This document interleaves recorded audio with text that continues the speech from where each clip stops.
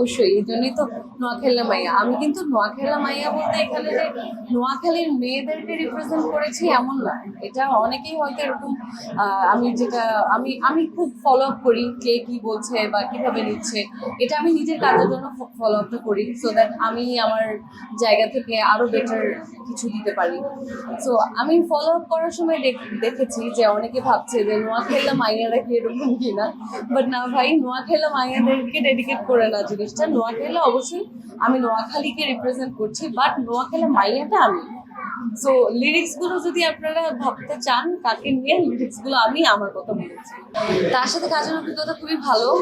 কারণ হচ্ছে প্রথমত তার একটা জিনিস আমার খুব ভালো লেগেছে যে ওর যেটা ধারা না, সেখান থেকে বের হয়ে ও নতুন নতুন কাজ করতে চায়, ভিন্ন ভিন্ন কাজ করতে চায়। এই বিষয়টা আমার খুব ভালো লেগেছে।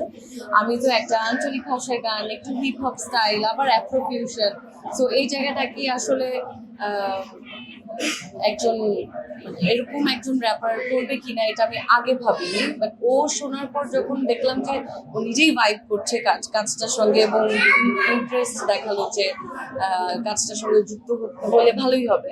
সো আমার আসলে ভালো লেগেছে, কাজ করেও ভালো লেগেছে।